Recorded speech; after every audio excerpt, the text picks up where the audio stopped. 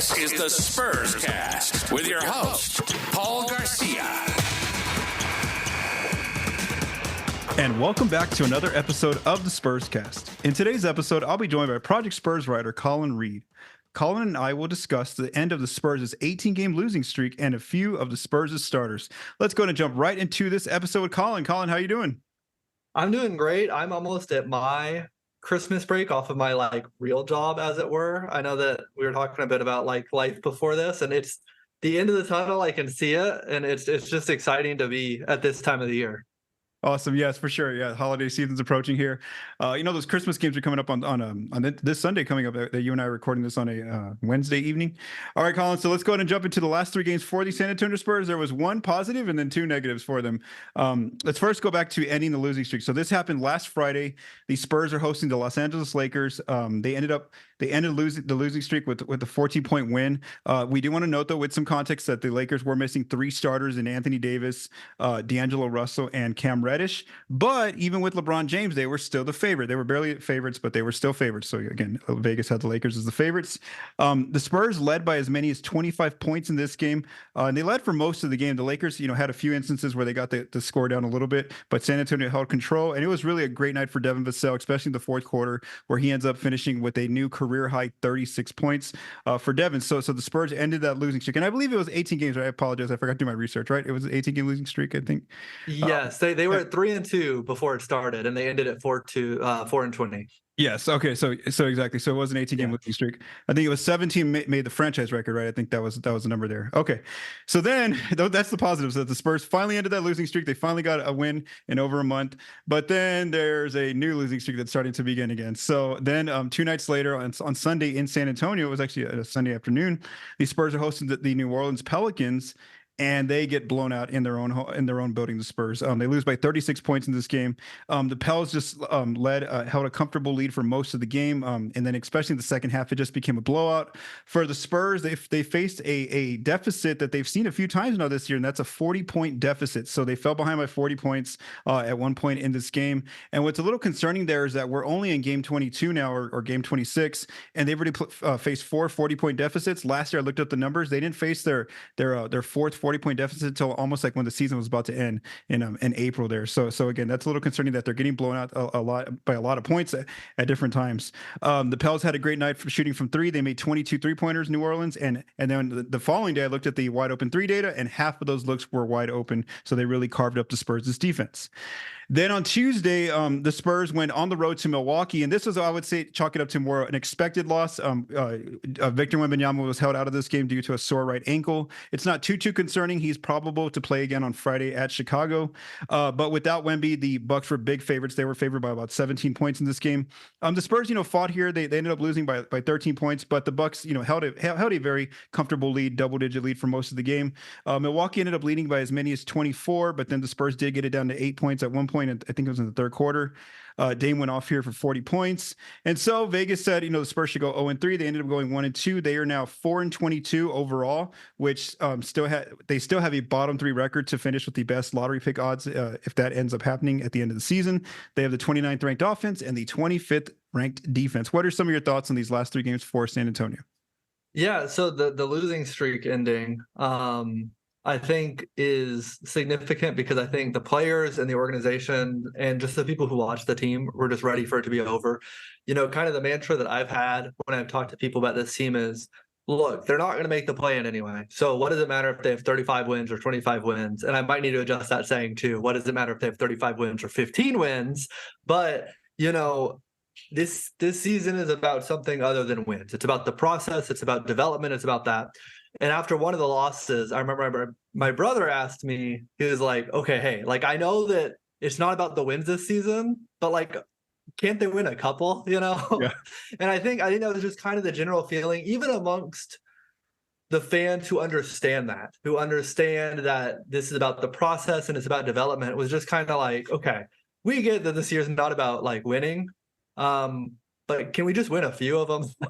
and so it was nice to see so many people, whether that be the organization or the fans, have a little bit of relief and kind of reset that losing streak. I think the last 2 games were kind of games you'd expect them to lose, and they have a couple coming up here that they can take a couple of these, I think. If they lose, I think it's like Bulls, Jazz, Jazz. If they lose all three of those, then they deserve to go on another 20-game losing streak, like, to be quite honest. But it's just one of those things where there is a little bit of, I feel like, relief. That was kind of the feeling I got observing this. But what was really interesting to me from like a schematic standpoint watching the Bucks game is just kind of how unfair Brook Lopez is. You know, he's one of the best drop bigs in the league, and yet on the other end he can pop out and he's a threat from out there. So you have this big who schematically is one of the best at that role on defense, but when you're playing that same defensive scheme on the other end, he stresses that scheme a lot. And it's just a very interesting, because the Spurs, like, historically, they are one of the droppiest drop teams to ever have played drop. They play drop all the time. And that results in a lot of wide open shots for someone like Brook Lopez, when the goal of whoever the five is to guard the rim. And so that was just an interesting thing to watch, just how kind of unfair that skill set is, where on one end you're really good at that on defense, but on the other end you stress out that defensive scheme. And then with the Pelicans, you can't control shooting luck. You can't control how your opponents shoot on wide open shots or open shots, but you can control how many of them they get. And I think the Pelicans was one of many games this season where we've seen a very similar theme, where the Spurs did give up too many open and wide open threes, but they were also hugely unlucky on those shots. And you can say both of those things are true at the same time, where it's like, you wouldn't expect the opponent to make as many as they've made. And that's come back to earth a little bit for the Spurs in games outside of that Pelicans game. And sure enough, as it has, their defensive rating has risen. So I think it's just been a kind of a core concept for this team the whole season long. Like, you would hope that maybe they could get that number of attempts of wide open shots down, but also at some points you have to just shrug your shoulders, because there's not really anything you can do about opponent wide open shooting percentage other than keep it from happening. So it's just a game that has been very similar to so many of the early games this season, where it was almost bad shooting luck. And obviously they would have lost anyway. They were down by 40 at one point, but there's been a lot of that this season. And usually that doesn't sustain. So I think their defense will continue to look better in the second half of the season. Okay. And you're just talking about the drop defense that San Antonio plays. That's one of the big contributors to why Dame Lillard had a bunch of points. I think he had like 21 points from three. I just remember pick and roll after pick and roll. Dame's just going there and getting some wide open looks, and he was drilling them. He had a really good game there. All right, so now, Collin, I kind of want to pick your brain here and just kind of get your initial thoughts on this new starting lineup that the Spurs have when healthy. I talked about this lineup a bit in the last episode, but now it's been a little bit more data here. So in 5 games now that they've played, this group mainly, they've had 169 possessions together. They still have a positive net rating. It's barely though, plus 0.1 net rating per cleaning the glass. So when we look at their offense, they're scoring 103.6 points per 100, which is in the 15th percentile. Offensively, they really struggled. They're in the 31st percentile or below in effective field goal percentage, turnover percentage, offensive rebound percentage, and free throw rate.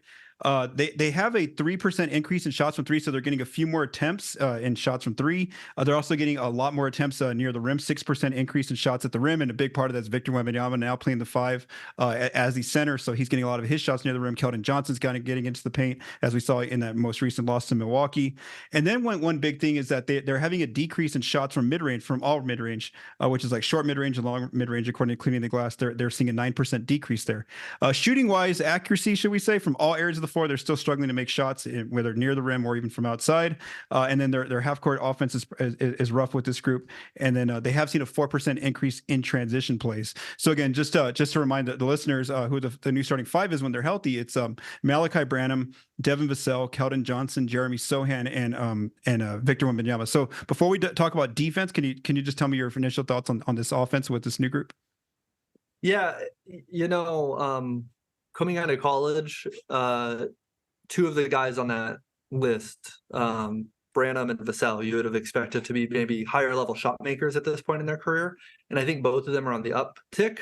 But I do think if you look at this starting unit, you're kind of relying on those 2 guys to be shot makers to a high degree. And I know that Sochan has shot, like pretty well from three. But again, we talked about it last time I was on here. It's about volume, not just efficiency. And so I think that their offense is going to be highly variable. You know what you're getting from Keldon Johnson. He's going to take the three if it's wide open, but if not, he's going to drive to the basket. And he's, his efficiency when he gets there is fairly okay. And when he gets to the line, he's fairly okay at that. And then with Sochan, again, wide open threes. If not, he's going to be trying to make some sort of attack in the paint. And I think the real variance there comes with how well Vassell and Branham are shooting. I think as their shooting continues to develop and get better, this lineup could be better on offense. I think right now it's just where it's a little bit difficult. I think people will point out Wemby's touches quite a bit, and they'll say, look, he is getting all these touches. People want him to get more touches. And to me, it's not even about the number of touches. It's kind of like I would like to see more early seals, like very early offense, get down the court, seal off the guy as soon as you get down there, just a quick turnaround. Because he is, money on those when he just turns around and like has one arm up and it's in. And so I it's not necessarily about the quantity of touches, but I do think there's some easy offense that they're leaving on the table when it comes to, hey, there's so much early offense just from Wemby seals. And so I think as that chemistry goes, as they start to see that, as Vassell and Branham start to become better at shot makers, that will increase.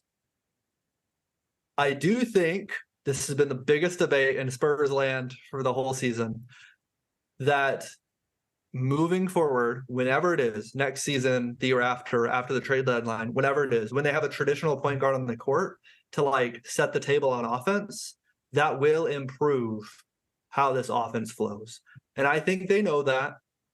I just think their philosophy at this point, now that they've moved on from the Sochan at point guard experiment, is we're not going to spend valuable assets for a Band-Aid. Like, we will go out and make a trade for a point guard if it fits current and long-term, but we're not going to spend assets on a Band-Aid. So I think that the offense can get better, but I think there is a ceiling to how much better it can get until they have that traditional point guard out there. And I don't think they're going to settle for just anyone. I think they really like how Tre Jones looks guiding the bench unit. And I think for them, it's like, well, on the next iteration of our good team, Tre Jones is going to be the leader of the bench unit, just like Patty Mills was, And so they want him to continue to grow in that role.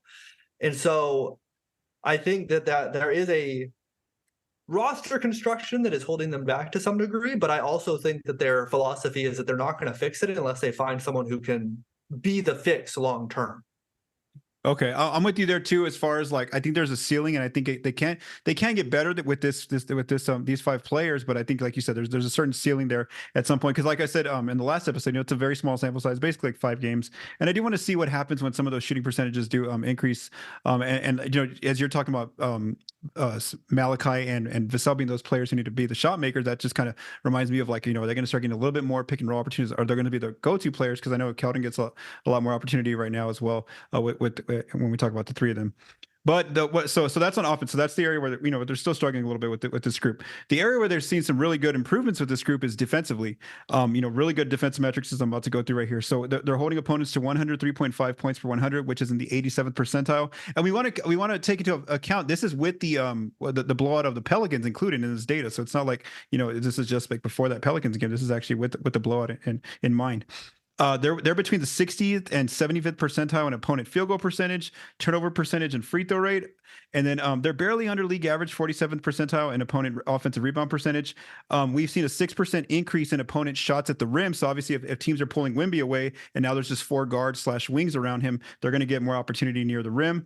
There's a 5% decrease though in opponents shooting the 3 ball. So that's one good thing, is that math game is kind of evening out for the Spurs when they're taking away some of those opponent 3-point attempts. As far as mid-rangers from opponents, they're basically the same. And then what we see as well is that opponents are shooting really well from 3 and all the mid-range shots, slightly under league average at the rim. Like you kind of said there with regarding jump shots, it kind of just comes out up to luck in terms of whether or not those shots go in or out. And then the Spurs have a really good half court defense with this group. And then there's also been a 6% increase in opponent transition plays for the opponents whenever the Spurs miss on the other side. So what have been some of your thoughts on the versatility of the Spurs group defensively? Yeah, I think watching that Bucks game last night, you see kind of why the starting lineup is so good on defense, even though Wemby was out. And part of that is every player has strengths and weaknesses. And I think Collins brings a lot to the table on offense as kind of a hubby player and someone who can make the right pass and takes the shot at the right time. The shot has been off and on throughout the season, but he's going to make good decisions on the offensive end. But I do think one of maybe his not strengths is drop defense. And I think for so much of this early season, they had him as the centerpiece of the drop defense and Wemby as the roamer, which I like in concept. But when like the centerpiece of the whole thing, that's maybe not a strength of his, the structure isn't very sound. I think it would be different if it was like Splitter was the one in the drop defense, where he's maybe not as good on offense, but that drop defense is a big strength of his. Now you're replacing that, you're still playing drop, but it's Wemby in the middle. And the whole point of drop is to give up mid-range. And what's happening now is when opponents have these mid-range shots, that 8-foot wingspan evaporates it. Like they might be taking these shots, but it's going away. And then I think part of the reason why there's less threes but more at the rim is because I think opponents are having to settle for shots at the rim against Wemby even, which aren't good shots. But when you say, hey, Wemby's the guy at the rim, everyone else just stay home. Now there aren't these open shots where they can kick it out, pass around, and shoot the three. It's like, well, this shot at the rim is the best attempt we're going to get, but it's against Wemby, so it's not very good. And so I just think that's, I think people look at defense almost like a math problem where they say this defender is an 8 out of 10 and this defender is a 9 out of 10. And you add them all up and you say whatever the total is, that's the defense. And it's like, that's not really how it works. You just take Wemby, who's really good at this scheme, and you put him as the centerpiece of this scheme, and it all clicks in a better way. And so I think that's what I've been seeing, especially in the half court, like you're saying. And then that makes sense in transition. Teams know that if the Spurs can get their defense set now that Wemby's playing center, they're not going to be able to score very easily. So after makes, after misses, after turnovers, after all of it, you try to get early offense, because if they get set up, now all of a sudden you have a 7'4" guy with an 8-foot wingspan blocking off the rim. So I think I understand why they wanted to start Wemby at the 4 at his career. I just don't know if they have like the perfect big to do that next to him right now. But I think that obviously, this is exactly who we thought he would be on defense. And so it is promising to see, like, hey, you move him to the 5, you make him the centerpiece of the defense, and instantly it's like pretty good, even though there's still some spots to attack on that lineup. So that is a really encouraging sign for the future of this team as well. Yeah, exactly. Yeah, just like the fact that, even with the blowout included, they're still that 87th percentile of defense. So they're like right up there still. And even before that blowout, they were like in the 95th percentile. So again, it's just really good signs defensively. And like you said, there's going to be a limit to how good they can be offensively with this, at least this starting 5. But again, more positive you're seeing from that group. Okay, so now for our last topic, Collin, last week I had spent a lot of time discussing Wemby at the 5 in this new lineup. So what I want to do now is kind of just talk about some of the other starters in this group. So what we're going to do is I'm going to let you pick 2 starters. I've kind of prepped the notes already of, you get to pick 2 starters. We'll kind of just go into detail about how the players, not just playing in this new starting 5, but just overall for the season, how they kind of had the kind of season they've had so far on both ends of the court. So again, your options are Devin Vassell, Keldon Johnson, Malaki Branham, and Jeremy Sochan. Who do you want to start with? Let's do Keldon Johnson. Okay, Keldon, let's go 2 screens over. Okay, so I'll first present all the data, and then kind of give me your thoughts on whether it matches or just your observations of him so far this season. So Keldon, he's played in 25 of 26 games, been very durable here for the Spurs, and 96% of the games he's participated in. And unfortunately, going into this game on Friday against Chicago, he is probable with low back tightness. But again, Keldon is the kind of player that if he's able to, he's gonna play, and he's averaging about 33 minutes a night. I do want to note that in all these players we're going to discuss, their stats are rounded. These are just their basic box score stats, and I do round them just to make it easier on the ears whenever we listen. So he's averaging about 18 points a game, which is 3rd on the team behind only Wemby and Vassell. He's getting to the line about 4 free throw attempts a night, so I'd say about 2 times a night. Really, I'd say decent ball movement, 4 assists to just 2 turnovers, 4 assists to 2 turnovers. And then his shooting splits, he's shooting 47% from the floor, 36% from 3, 78% from the free throw line. Usage, his usage is at 21%, according to Cleaning the Glass, which is in the 75th percentile among forwards. His shot diet, where his shots come from, he first takes a lot of shots in the paint, like you mentioned. 54% of his shots come from the paint. Then he takes the three, 30% of his shots from three. Not 30%, 40% of his shots from three. And then he doesn't really go to the mid-range much, just 5% of his shots. So again, really just attack first, if not, shoot three, like kind of what you mentioned there. He's doing a really good job this season in finishing well near the rim in that dunk layup range, and also shooting the arc three, the above the break three. 45% of his threes are attempted wide open, so we do see the defenses do leave him open quite a bit. He's making his shots well. He's averaging 1.13 points per shot on his wide open threes. When he drives the ball, he mainly shoots first or attacks first, passes second, and then he doesn't turn over the ball much when he does try to drive, according to the NBA's drive data. And he amongst all the Spurs players that drive the ball, he gets to the line the most amongst those players. Regarding running the pick and roll ball handler as the pick and roll ball handler, according to Synergy, in 75 possessions, he's averaging 0.91 points per possession. So it's not quite over one per possession, but it's also not too far off from that number. What do you think about his offense so far this season? Yeah, I think my big thing for him is, and you talked about him being one of the bigger foul drawers on the team, and actually the fact that it's about 2 a game makes that a little bit of an issue for me. That's, I think, an issue for the team as a whole. I just feel like if his first option on offense is to drive, and he drives as aggressively as he does, the one thing I would like to see is getting to the line a little bit more, because that is, the most efficient shot in basketball. If you shoot 85% from the line and you take 2 free throws, then that's like a 1.7 possession, like expected points. So I don't know, it's one of those things that when you're watching, you're kind of like, I see him driving aggressively. I don't know why the free throw numbers aren't higher. I don't know if he just doesn't entertain the art of the foul drawing, as some players have really kind of leaned into. But I think a big part of that pick and roll data, did you get it from the NBA stat site? Yes. Mm-hmm. Okay. It's difficult. It's a little bit frustrating for me that on that site, the only thing they have is like, if you finish the possession with a shooting attempt, because I would love to see some of these players, what is their points per possession on a pass, but that's like very proprietary data that's harder for us to get our hands on. But I do think his skill set, the drive or the shoot, is really good when he's not the primary option and teams aren't keyed off on him, because then when you already have teams in a little bit of rotation, you can pass to him. If they don't close out on him hard, then he shoots. If they do close out on him hard, he's going to have like a pretty quality drive.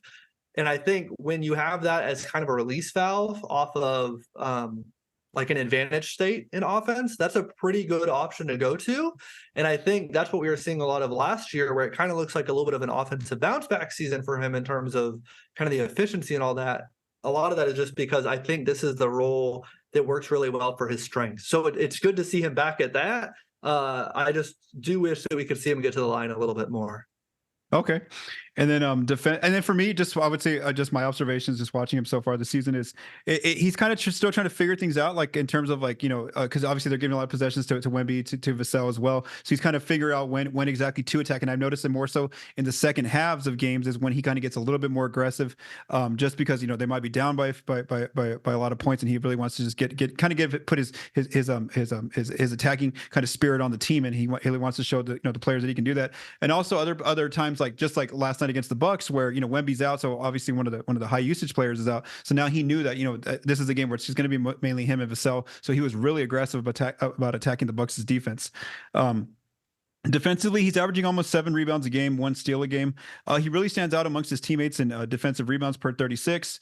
When guarding the pick and roll ball as the ball handler, according to Synergy, he's in 101 possessions. He's holding the opponent to 0.85 points per possession. And then also when he gets ISO'd, it's a very small amount, just 16 possessions. 1.13 points per possession is what the defense is averaging. What are your thoughts on his defense so far this year?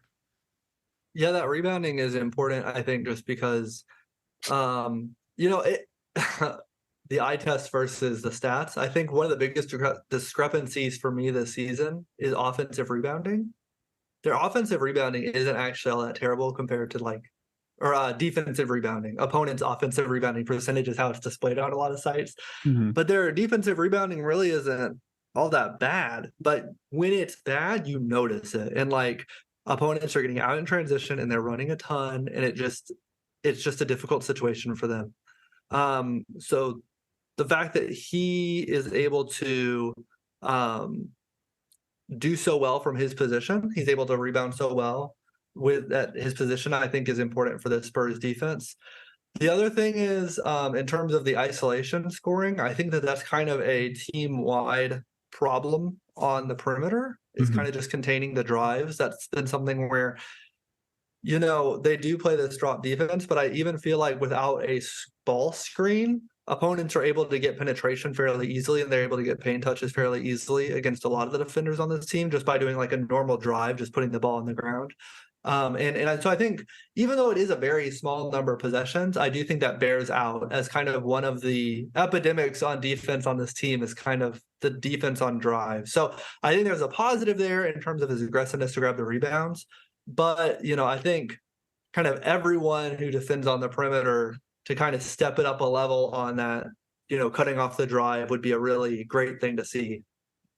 Okay, and just some of my observations. I've seen possessions where obviously they don't go into the box score, where he's really been really engaged on defense, really sticking with the player he's guarding. Maybe even before that player gets the ball, and it's just like most of the Spurs players, where he has difficulty containing the drive in terms of kind of just driving and kicking action, also rotations, which again a lot of the Spurs players right now, that's why they're in the bottom 10 defensively. But yeah, I think especially like you said, his rebound is one of the key skills for him there. The fact that he's one of the guards there still rebounding out there for the team. Okay, so we've discussed Keldon. So the other options to discuss are either Devin Vassell, Malaki Branham, or Jeremy Sochan. Who do you want to talk about next? Let's go with Malaki. Okay, Malaki. Okay, let's go here. Malaki Branham. Okay, so Malaki Branham has been in all 26 games this season, 100% participation in all the games. He's averaging about 22 minutes a night, but he's seen an increase in minutes ever since he entered the starting lineup with this new group. So again, there has been an uptick in his minutes. Let's first talk about offense. He's scoring about 9 points per game right now for the season. He's getting to the line. He only averages one free throw attempt, which actually it's like 0.9. So really, he doesn't get to the line much. 2 assists to just 1 turnover. Shooting 44% from the floor, 32% from 3, and then 93% from the free throw line. But like I mentioned, he doesn't get there much. Usage rate is at 18%, which is 39th amongst combo guards, so very low. He doesn't get a lot of possessions there. His shot diet, as we've seen from the eye test matches, 42% of his shots come from the paint, although we want to say the floater range. He really likes that floater shot, not really getting quite close to the rim as often. 40% of his shots come from 3, and then, of course, just like Devin Vassell, he's one of those mid-range kind of players, so 19% of his shots come from mid-range. His arc 3, it was really bad to start the year, and it's actually slowly increasing, especially now that he's getting more looks with that wide open group. So it's barely at 1.00 points per shot. So again, I've seen an increase. It was pretty bad to start the year. His corner 3 shooting is pretty low. When he does get near the rim, he finishes well, but again, he doesn't get there too often. It's a very low volume. And then even though he's under a point per shot on his floaters and his mid-rangers, it's still pretty high for an NBA player. It's at 0.90 on his floaters, so it's almost right there at 1. And then his mid-rangers as well, 0.95. That's one of his go-to money shots. And it was I don't know. It was one of the national broadcasts. I think it was like ESPN. Somebody said, one of the commentators, that like Pop said he's like a 2-point shooter, and it kind of just made perfect sense. I don't remember who said it. It was one of those national games that the Spurs were in, and somebody said that like Pop told that person that Malaki is one of the better 2-point shooters, not quite a 3-point shooter, and that kind of makes sense as we watch his game there in the half court especially. He is one of the players though that does get left open a lot from wide open 3. 74% of his 3-point shots are attempted wide open, and he's shooting okay there, 1.10 points per shot, and like we said, in this new starting 5, he's starting to make some of those wide open shots. He actually does a pretty good job of pull-up threes. When 21% of his threes are attempted with the pull-up type shot, and he's scoring 1.17 points per shot on those. When he drives the ball, he tends to shoot first, pass second, doesn't turn the ball over much, but he's one of the few players on the team who hasn't even got to the free throw line off of a drive. And then lastly, in 62 possessions as a pick and roll ball handler, he's scoring 0.81 points per possession. So what are your thoughts on Malachi's offense so far to start the year? Yeah, I think for him, just knowing like how his form looks and knowing like the level of 3-point shooter he was in college, I know Pop said that about him being a 2-point shooter. I'm expecting and waiting for that 3-point shot to kind of click at an NBA level. Because I think when it does, then you have that true 3-level shooter. The guy who's comfortable from mid range, and he's willing to take that shot, and he's going to hit it at a above average rate. When, like you said, you consider all NBA players. He does get to the rim, and once that 3-point shot starts falling, that's like a special type of score where you're able to score at all 3 levels like that. I'm not quite sure why that hasn't panned out in that way, but like you said, it's starting to pick up as the season goes on in terms of from at the top of the key. So that's something to definitely keep an eye on. I feel like that might just be part of the Spurs thing, though. I feel like the Spurs have always had these wing players who, when they can get to their spots from mid-range, they're great at knocking them down. And Malaki is just the next in a long list of players to be like that. So it's one of those things where I do hope to see that 3-point shot start to connect a little bit more. And when it does, then you start to see a lot of value. But you can see that the Spurs do value him a lot on offense because I think, we're about to talk about his defense. I don't think that that's necessarily a strength of his. And when Devin Vassell was out and they brought Devin Vassell back, but they weren't quite ready to bring him back in the starting lineup. They put Branham in the starting lineup. And then when they made this change to put Wemby at the 5, Branham stayed in the starting lineup. So I think they obviously, if they're making him like a full-time starter, which has kind of been the signal, they value what he can do on that side of the court. And I think that not only shows what he's doing now, but I think what they believe he can do as he continues to develop. This is only his second year. And, I think that he'll just continue to get better as a shooter as he continues to go on. And I think that's going to be his huge value add. I think that Wemby needs those shooters around him to open up this paint for him, because if you can pack the paint, that makes his life a lot harder. So I think he is a player who can stick around for quite a while on this team, especially if he's able to start knocking down threes. I think the pull-up thing that you were talking about is important too, because I think that's self-generated. And I think that that's something that can get overlooked a lot is there is a difference between someone else created this opportunity for me versus a self-generated shot. And if you can get to the point where you're self-generating 3-point looks and they're going at it at a good rate, that is kind of hard offense to come by, and that really keeps the defense honest. So that's kind of the biggest thing I'm looking at for him. But I do think his ability to get to a spot in the mid-range and knock it down has been impressive and also something that's encouraging. I like what you said there about trying to work on his 3 with this new group, because that's kind of what I'm thinking right now. Because as I've watched the last few games with them starting with him starting with this new starting lineup, he's mainly the player who brings the ball up the court and kind of gets them into their action, and then from there it's Devin takes over, Wemby takes over, Keldon takes over, that kind of thing. So we're not seeing him run like a lot of pick and roll or being the aggressor in terms of attacking, but we are seeing is him kind of flanking out and being ready to shoot those threes. So I think this is a point where with this new starting lineup, this is an opportunity for him to start getting some of those spot up threes or even pull up type threes and trying to increase that accuracy just with more reps. I think that's what you're going to see. You're not going to see him as much on the ball once attacking the actual defense. So I think that's a part of his game that's going to take a little bit of a back step now that he's starting with the other 4 players there. Like you kind of mentioned, it's hard to find a lot of positives for him defensively, whether by the eye test or even by the metrics. So he's only averaging about 2 rebounds a game. Where he stands out compared to his teammates is not fouling much. But what I do is I put all just the basic box score stats, deflections, rebounds, fouls, all those things. I put them all into one spreadsheet, and I do like a little average. And man, he ranks last amongst all the rotation players. Normally it's Doug McDermott, which you kind of expect that from Doug. He's usually last, but right now, as I just ran the numbers today before we recorded, he came out last there. So again, not a lot of areas where he helps out in terms of box score stats on the defensive end.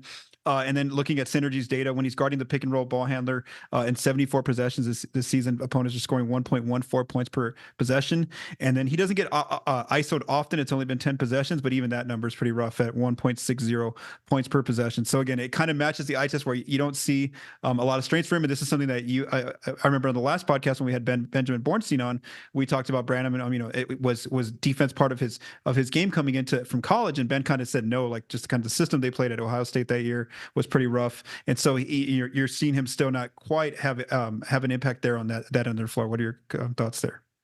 Yeah, I think, we come back to two things that are plaguing this team on defense, especially on the perimeter, which are the drives. I think that's kind of a difficult thing to watch sometimes, is just when an opposing player has the ball, when Branham is defending him and that player drives, he's generally able to get separation on that drive. And then I think the other thing is fighting over screens, especially in like a ball screen action, which is kind of what you're alluding to with the pick and roll numbers. I think that is something that has been difficult for the whole team so far this season. You know, they don't have this Drew Holiday, Derek White type guy who just has the strength to absorb contact on a drive or to fight over a screen and make themselves real thin. And, you know, you see a lot of the guys getting caught on screens. And I think that Branham is kind of in both of those camps. I think that some of those things are, you know, the athletic tools that you're born with, and then some of them can be improved as you improve your athleticism and effort.